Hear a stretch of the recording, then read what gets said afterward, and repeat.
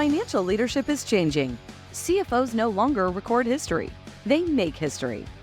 This podcast will help you become a better leader, strategic thinker, and digital visionary. Welcome to Secrets of Rockstar CFOs, the ultimate podcast for chief financial officers. Follow along as Jack McCullough engages in exciting chats with accomplished CFOs, learning how they overcame obstacles and positioned their companies for the future. Here's your host, Jack McCullough.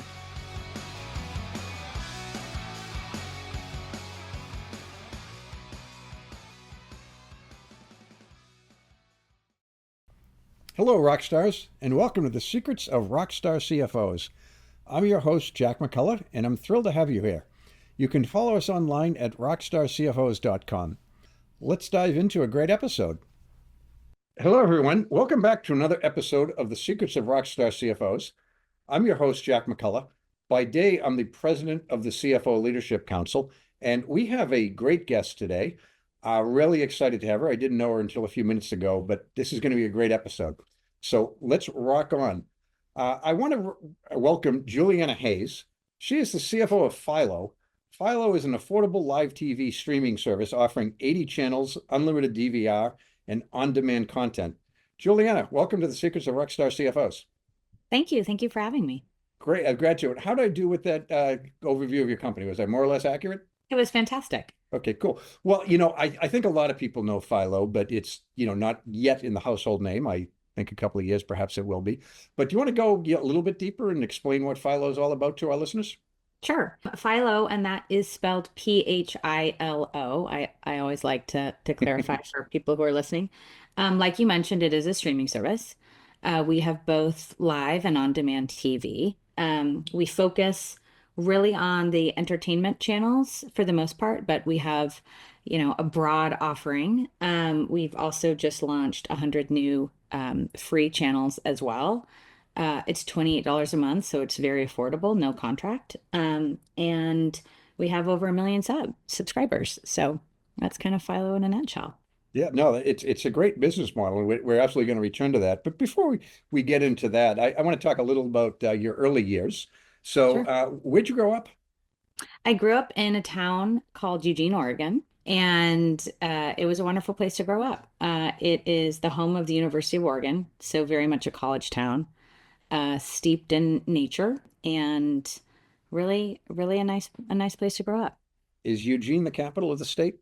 It is not. Okay. What is Salem? Salem. Okay. Salem is the capital. Yeah. Yeah, I would have been able to answer that in 7th grade for sure, but that's one of the ones I don't know. So, but so did you come from a big family? Not particularly. I am one of two. I have an older sister, and my mom was an only child, so I have only two first cousins. So relatively small family. Yeah, that's great. So if I may ask, what was the first job you had? I don't mean out of college, but like perhaps in high school or college. So I was really big into babysitting, starting in about 7th grade.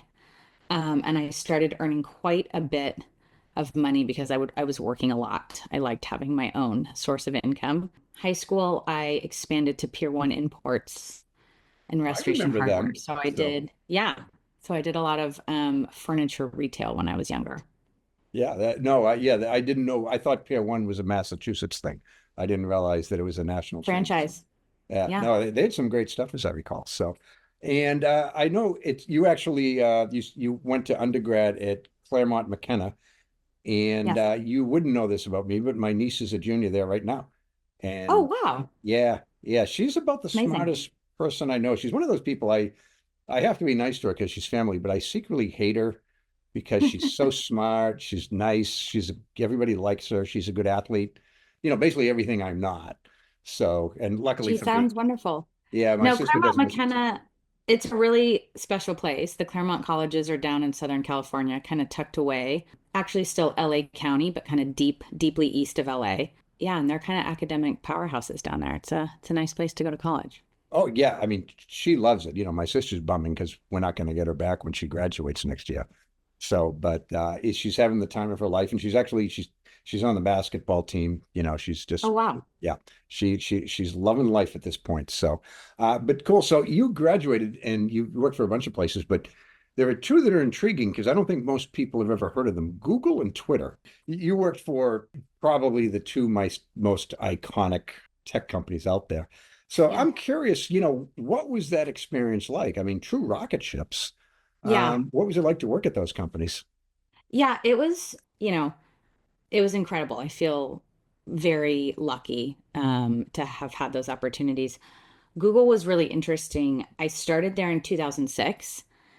So it was post IPO, but still really early in Google's journey as a company. And I think there were probably about 10,000 employees then. So big, but not like they are today. And I remember my first manager there telling me that it would be like drinking out of a fire hose for about 6 months. And I would have no idea what I was doing for months. And that was okay. Just, learn as much as I could and take in as much information as I could. And I thought at the time he was, crazy. I was like, 6 months, what a joke. And I remember the day I got an inbound question and I knew the answer to it. And I was like, okay, I got this. And I was so proud of myself. And I looked at the calendar and it was, like basically 6 months to the day from my hire date. But so it was one of those places where it was rapid growth, an incredibly successful business. And, I think still to this day, I am where I am because of that experience and what I learned there. Yeah. No, it's interesting because do you know Cassie? I'll perhaps mispronounce her name, but Kosmarov. No. She was the chief data scientist. She was the first chief data Hmm. scientist there. And it's probably her influence with the 6 months thing, right? She has everything down to precision. So I wouldn't be Right. surprised if it was your six Right. month anniversary. So, but Right. no, it's quite a run. And then you went to Twitter, Yeah. and is Ned as nice as he seems? Ned is a wonderful human who I still talk to quite frequently, but I predated him, which I used to always like to remind him. Oh, okay. Um, I started at Twitter in 2012, which was pre-IPO Twitter. Twitter was probably about 1,000 people. And that was really nothing short of a magical time to start at that company. I thought Google was fast-paced, and it was, and Twitter was a whole different level. It was all encompassing, kind of for good and bad, but also tremendous, tremendous, tremendous learning. And the very cool thing about Twitter when I started is especially just for my career, the monetization was really just starting to take off. So, Twitter had been a successful consumer product, and then they were trying to be a successful, revenue product as well. And my first job there was supporting the US sales teams. I was the finance person who got to do everything from a revenue standpoint. So that was coming up with the models, coming up with the forecasts, setting quotas for the salespeople, approving non-standard deals, but really getting in the weeds of the business from a revenue standpoint. And that was super interesting because it was really just starting to take off. So yeah, also an amazing place to work. Yeah, no, it sounds like it. And I'm curious, obviously no better places to work, right? But did you have were there people that mentored you along the way or, sort of influence your career path? Because Oh, I'm for assuming you're sure. working with a million talented people at these two companies. So many talented people, so many brilliant people, so many people who I consider dear friends. And really people I lean on incredibly heavily to this day. Especially some of those early Twitter people who, might have even left in 2014 or 2015 and gone on to start something else incredible. They're quick texts away if I need something. And what I learned at, Twitter was really kind of this concept of a personal board, not just having a mentor or someone who you kind of officially thought was the person in your mind, but really a collection of people. And that's something that has served me very well because I really feel like there's really kind of 8 or 10 go-to people from my time at both of those companies who I can go to and get advice and help and ask questions about. And that's been incredibly invaluable to me. Yeah, that's amazing because that's one of the things I do encourage up and coming financial leaders. It's like, look, the job, if you're the CFO in a company, it can be a little bit on the lonely side. And, Correct. it's not a great career decision to go to your boss and say, I don't understand this. Sometimes you can, but so I use the very phrase you did. You get yourself a personal board of directors. So it's great that you have that. All these years later, it sounds like you get some great relationships. So good for Yeah. you. I'm sure Yeah. it's made you an effective leader. So I want to chat with you about the Philo role. Yeah. And I'm allowed to ask one stupid question per interview, and Sure. hopefully this is it. But what about the role was attractive to you? Yeah, not a stupid question at all. It was interesting. There was a few things that were really attracted to me. One, I was looking for kind of a CFO plus role, and both the CFO and the head of HR was open at this company. In particular, it was a combination of those two. And HR was something that I'd always kind of supported from the side, whether that was through, compensation or different analyses. And so that made this role particularly interesting to me.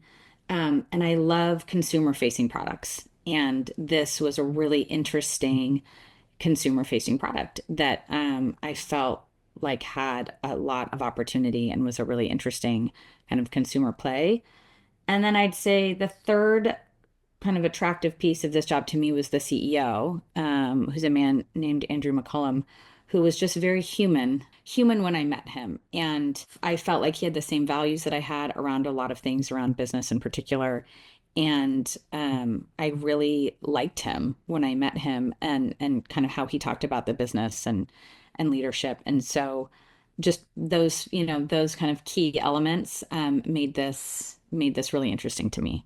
Yeah, and he was like an advisor with the company before or something. He was an investor and on the board or something. In the very early days. Yeah, But he's been the CEO for, I think, over a decade. So yeah. And long tenure at the company. if I have my facts right, he is one of the Facebook founders, right? So That is correct. yeah, so that must be a good thing to have on your resume, as they say. Some people have heard of the company. They've also done pretty well. Whatever I have thought about my own kind of rocket ship experiences with companies, they pale in comparison to what he saw and accomplished. But yes. Yeah. Facebook is absolutely special, but I just wanted, so if Jess is listening, you said that my question wasn't stupid, so I just want to make sure Jess knows Correct. It was I not still have stupid. my allotment of one stupid question over the rest of the interview. So, but I was actually going to ask, you stole my thunder a little bit, because I was going to ask about what is your relationship like with with the CEO, Andrew, Yeah. and not so much what's it like, but how do you build a productive, respectful relationship? Because a couple of things. One, everything I hear, CEOs view CFOs now as their primary strategic partner. Yeah. And young professionals, that's kind of the biggest challenge when they, get their first CFO job. It's like, how do I build that type of relationship with the CEO on the board? So it sounds like you guys hit it off in the beginning, but, how do you work on it and, build that trusting, transparent relationship? You know, that it's a great question. I think it's incredibly important. I do think CEOs should consider their CFO as really their main strategic partner. Um, that is something that I strive to be. And I would say we talk daily. I should Monday through Friday. Try to like the weekends are really, reserved for emergencies only. But so I think a lot of that's constant communication, a lot of in-person meetings, a lot of quick pings. I like to show him things early and often. I think I have a different style than maybe he was used to and previous CFOs. And you've talked about this before. I think there's definitely a shift from CFOs and I would say, quite frankly, entire finance teams and departments that were really closed, focused on closing the books. And that was, I think, at least how everyone else tried to pigeonhole finance people. And as you and I know, finance people have a lot more to offer than just that. Not to say that closing the books isn't important. It's incredibly important and a huge key piece of it. But as the finance team has all the data for the company, you are kind of the one place where you can end to end see what is happening from a business perspective. And so, I think my job is to poke around everywhere. And I do. And so, I think partly that I think for Andrew and for, a lot of CEOs, it takes some getting used to somebody who is like, me again. Hi, I'm here. Did you see this? Did you see this? But I think it's a really important part of the job. And so I think we have an excellent relationship. I think he's used to me by now. I've been there a year and a half. And so he knows I'm going to be talking to him all the time. And it's definitely something that, I cherish, that I can go to him again, kind of early and often with things that I want to talk to him about. No, that's great, and it's such a critical thing. It's funny you mentioned, like, being involved in all of them. And a friend of mine, Judy Romano, she was a CFO and a very, very successful, and she's now with Gartner. But she told me, don't think of yourself as a financial executive. Think of yourself as an enterprise-wide executive who happens to be a financial expert. And, by the way, unless you're one of those people, you work for one of those 1 in 100 companies where the CEO is a former CFO, you're the only financial expert across the C-suite. So it's invaluable. So Yeah, agreed. But I'd love to chat with you. And, rapid growing company, great team. What is your philosophy on building a world-class team, not only in the world of finance, which, is fairly easy for CFOs, perhaps not really, but it's easier. But I'm sure you're involved with it, building it across the entire company. Across the company, I also, not to brag, have coached my fifth grade son's basketball team. And, it is fascinating actually how just coaching a team, or like a sports team in a very traditional sense, and then teams at work share very similar values to me. And for me, building a team, to your point, whether that's in the full company context or just your own, finance specifically, it's really about team first. I am a huge proponent, I should say, about teammates supporting each other, trying to make each other better, working well together. If you don't have that, it is an awful environment, and you don't produce the best results. So for me, team is the most important thing. And, I think once you have that, it's pretty easy to keep it, because if someone comes in and doesn't fit into that, working relationship with everybody else, they usually sort themselves out pretty quickly, or adapt and realize that the best way to get ahead is actually to work really closely together. So for me, that is the most important thing. And then, in finance, you just also need really good, smart people who are detailed oriented, care about getting things right and accurate, and making that really a goal, a kind of a goal and a culture for finance. I have always given myself, whether they were just myself personally or broader team goals, around accuracy, and timeliness. And, everyone else at the company might have more leeway, but full well, like, the finance works on a calendar, month end close, quarter end close, year end planning. You really have to be, tight and accurate. And so those are just core things for a team that you always need to have. But again, for me, the biggest thing is really working well together and being a supportive teammate.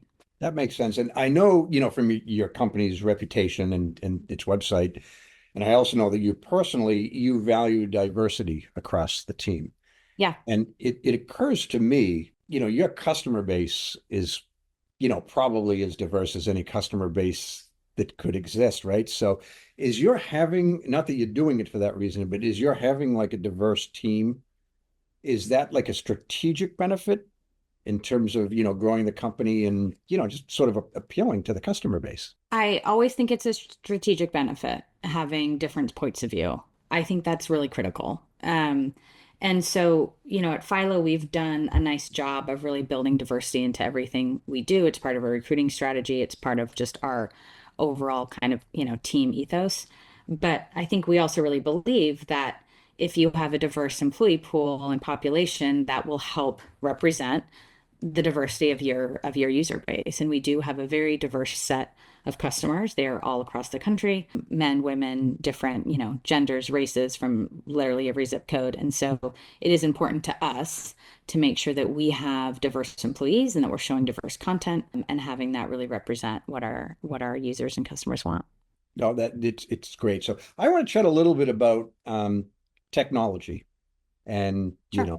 as a podcaster, I'm legally required to ask technology questions to keep And my license. AI, you can say it.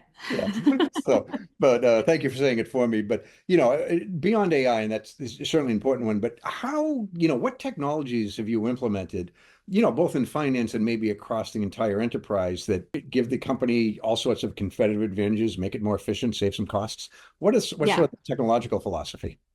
Well, so I think from a finance side in particular, I'll just say, finance teams in general give themselves headcount last because we have to set the example. So the teams tend to be small. And what I have learned early on, and we've definitely put in place at Philo, is, there's not enough time in the day nor enough humans to do everything you want to do from a finance, standpoint. And so anything we can automate, we try to automate, and whether that's if we can do it internally or we use a third party, solution, we'll do that. So try to really automate anything that you can, including like debt creation. Can that be populated automatically once a week and then you go in and, tweak certain things?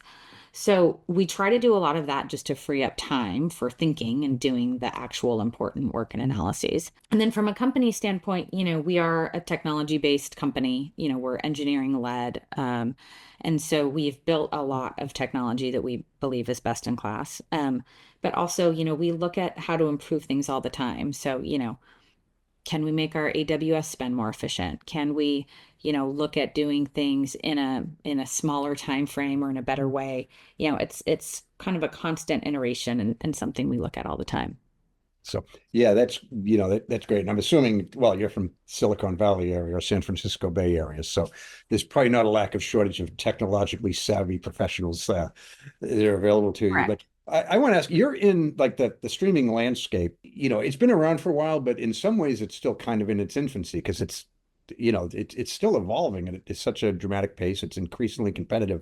So how does Philo differentiate itself in such a Yeah. competitive space? And how does finance play a role in supporting those efforts? Yeah. Great question.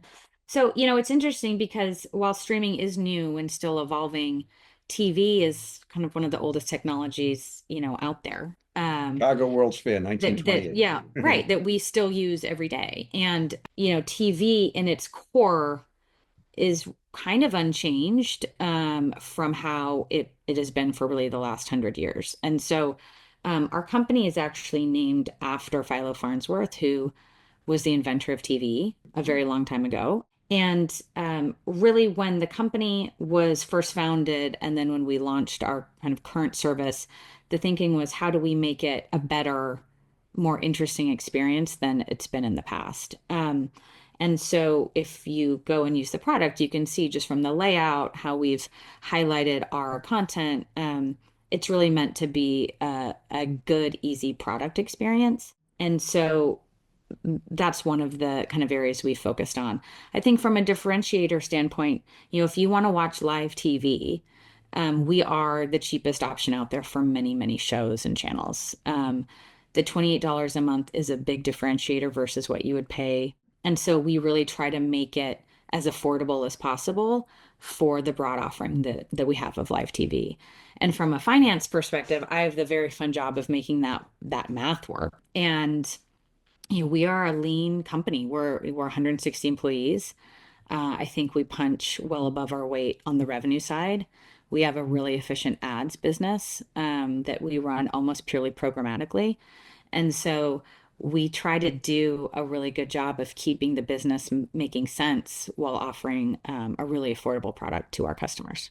Oh, that's great. And I love the fact that you used a boxing reference there, punching above your weight class. So, but I want to chat. I mean, with it evolving as dramatically as it is, obviously you'd be foolish not to heavily invest in R&D and keep doing that. And, you'd be out of business in 2 years if you didn't.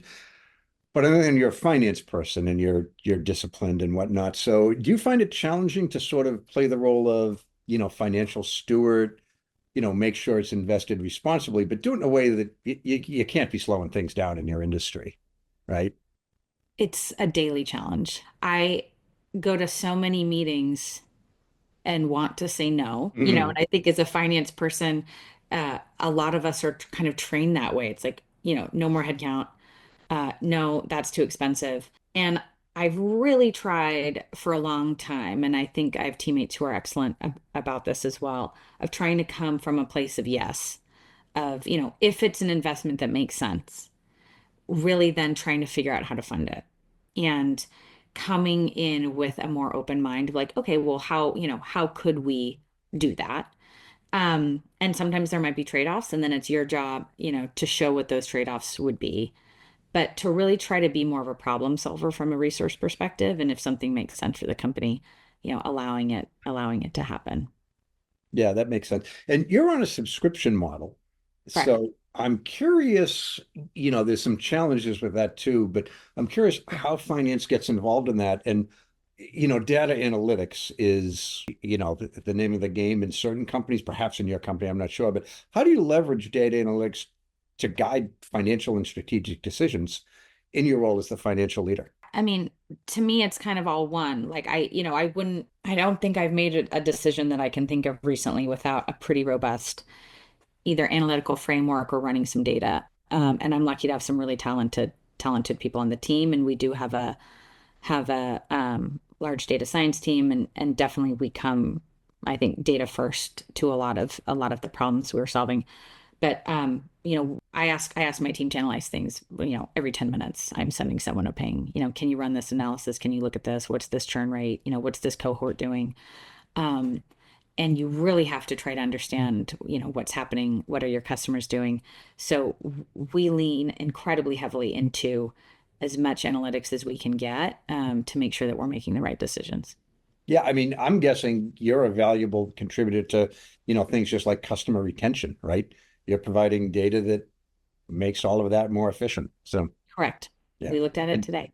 yeah, Yes. and I when I was a CFO, different era, but I was a CPA, and if I stepped outside of GAAP, I almost had to like justify why I was even inclined to do such a thing. It was like, what are you talking? Why are you doing that? We've got people who can do that, but now it's the true value add in the role. So. I really agree with that. I think your value is poking around and where you see a problem or have a question to go over there. And, good ideas come from anybody. They often come from engineers, but they can also come from finance people. And I just think, having kind of the courage to speak up and use your voice and ask the right questions is super important. Yeah, and you've got and forgive me, I don't know your industry anywhere near as well as you do, but as far as I can see, you have a bit of a unique business model, We and do. it's very affordable for, for everybody really, right? I mean, it's Yeah. cheaper than Comcast, you said? Correct. Okay, Yes, we are uniquely positioned with our price point, for live TV. And so, if the channel lineup is something that's appealing to you, and that those are the shows you love to watch and you love to watch live, it is an excellent option. great. Okay. So I have to ask, and again, I don't know your industry all that well, but it strikes me that Philo has a bit of a unique business model, right? I mean, for one thing, the affordability, right? You're far more affordable than all of your competitors, as best I know. So, what challenges does that present you as the chief financial officer? Yeah, I mean, I think we really are well positioned. We are, the most affordable place to watch a lot of these live TV offerings. We're also differentiated in that, our business makes sense from a financial standpoint, but kind of that makes us unique, also in the industry. And I'd say from a finance perspective, it's a constant balance of investment in growth, and then being really careful with our costs and making sure that, our business can keep thriving and really works. No, it seems like it's working really well. So, I want to shift gears, and this is going to be really valuable for the listeners. But the CFO, I touched upon the fact I was sort of the old school CFO. It wasn't exactly stone tablets or quill pens or anything like that, but it's so different today and to what it is for you and your generation of leaders. But how do you see the nature of financial leadership and the CFO evolving in the years ahead? Yeah, I think, we touched on this a bit earlier, but I really do think about, finance as the strategic partner for the company. And I think, even when I first started at Google, finance was really kind of seen as more of a back office function.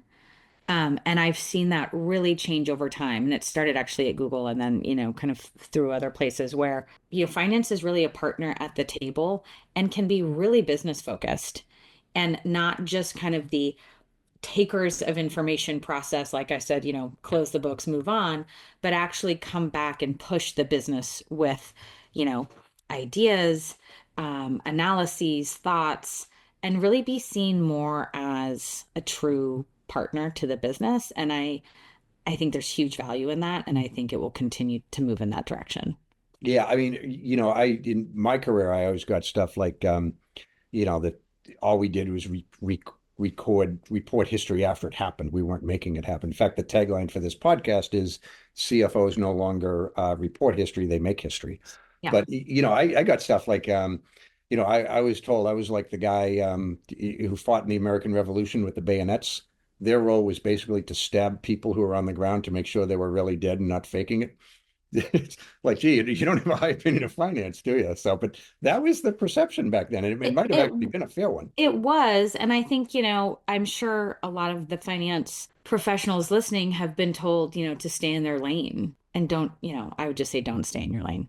Now, That's not going to help anybody. It's not interesting to you, and it's not going to help the company.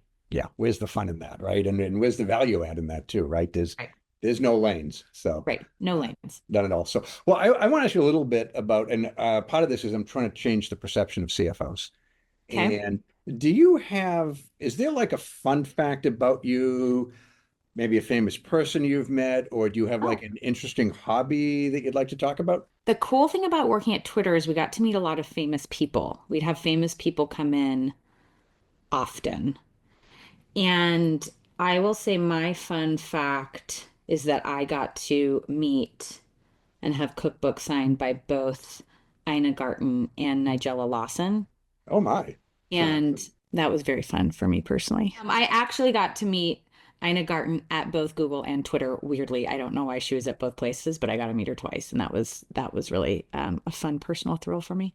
oh yeah, that was pretty cool. Did she remember you the second time by any She chance? didn't, but she's Okay. so lovely, it didn't matter. Yeah, it's people like that. They just meet so many different people, I can Yeah. imagine. So, well, that is pretty cool. So, how about do you have any like hobbies? And, I know you have a lot Hobbies? going on. So, I have a lot going on. So, I do have three children, three boys, two in middle school, one second grader. And so, it is hard for me to say this. I don't have too many hobbies outside of them because I have not one moment to myself in the day. So, I have tried to start exercising a lot early in the morning, and I actually do that with my husband, which is fun because we're, together sure, for yeah. an for an hour every morning. But right now, my hobbies are really my kids. And so it's kind of whatever they're doing. So soccer's a hobby, basketball's a hobby, whatever they're into at the moment. I don't have a ton of time for myself to do anything super You fun. mentioned I'm sorry to interrupt. You mentioned previously that you coach your son's basketball team. Did Yeah, you play basketball at a high level when you were younger, or is it just something you wanted? not at a high level. I played basketball through eighth grade, and I played soccer through high school. Okay. But I have learned that if you did that, you can coach up to a certain standard, really no problem. And a lot of coaching, especially elementary school kids, is keeping them alive and keeping them, in a gym doing something. And so, yeah, I usually tap out after fifth grade. I'll leave it to someone semi more professional than me. There you go. So that makes sense. So cool. Well, but my next question, and you've touched on a little bit, but it's so critical for CFOs and, for all executives really, and even everyone, but you have a lot going on. So, how do you manage that whole work-life balance thing? Yeah. Three kids, fast-growing company, life comes at you hard, right? It does. It's a challenge and it's something I think you need to work on. And, if it's important to you to have any kind of balance, you have to really prioritize that. I've worked with coaches on this before. I found in the past, even if I was home, I wasn't really mentally focused. So I would be drafting an email or thinking about something that happened at work. And so I've also tried to be a lot more conscious about how I end my day, how I prep for the next day, and try to really end that at a certain time so that when I'm home, I'm mentally focused on my kids and much more present. And I got some amazing advice kind of recently from one of my peer groups. I'm in a CFO peer group, and we didn't talk about that earlier, but those are also super helpful if you can join one. And, she said to me that you're always juggling different balls in the air, but some are made of glass and some are plastic. And you need to just know which ones are glass and don't break those. And that has been incredibly helpful for me. I know it's kind of simple advice, but the email might come out like, who can be, the class parent? And I'm just like, I can't do that. I just, I don't have time. I'm not going to try. I'm not going to sign up for one more thing. But then an email will come out about, the parent teacher conference for your child. And it's like, okay, that I'm not going to miss. Or, a special 1 hour volunteer opportunity that you can do with your kids. And so really trying to do a better job of prioritizing which ones are super important and then kind of letting the rest go. And so that's something I've tried to put in place. Yeah, it's funny. You made it sound easy, but I'm sure, what's the analogy, like the duck floating across water looks so calm, but the feet are going 90 The miles an legs hour. are the legs are going the legs are going quickly. Yes. Yeah, no, that makes sense. So cool. Well, this has been a great conversation, and I'd love to get any advice you have for the next generation of CFOs, maybe those who are in their first job or on the cusp of getting their first job as a CFO. Yeah, I would say, kind of what we talked about, I would say don't stay in your lane. If you're going to your CEO or if you're a VP of finance somewhere going to your own CFO or other executives saying like, great, the books are closed and the month end is here and here's how we did. Okay. But, then what? You really need to free up your mind, I think, quite frankly, and think about the business and be really curious about your business to try to figure out what else is happening and bring those insights. That is what's going to set you apart. That's going to what is quite frankly fun and interesting. And that is what I think is going to make you really good at your job. And so poke around, don't stay in your lane, do all of that interesting work and thinking. And I think you'll always get a good result. No, that's great advice. And again, thanks. You've got a lot going on, so I'm really grateful for your time. And I just want to give you the opportunity to have the final word. Yeah. Thank you so much for having me. I'm really appreciative of this. I think it's a really exciting time to be in finance. It's a really exciting time to be a leader in finance. And I would just encourage everyone to keep going. And yeah, appreciate your time, Jack. That wraps up this episode of The Secrets of Rockstar CFOs. Don't forget to subscribe, leave a review, and visit us at rockstarcfos.com. Until next time, rock on.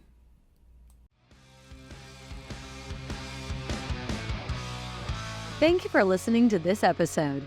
To continue your exploration of this role that focuses on strategy, leadership, finance, and technology, listen to more episodes of the show at rockstarcfos.com.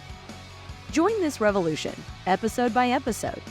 Push yourself to achieve great things and unlock the best opportunities available to you. CFOs are creating a legacy, and it's time for you to leave your own unique imprint on the world today. That's all for now. See you on the next one.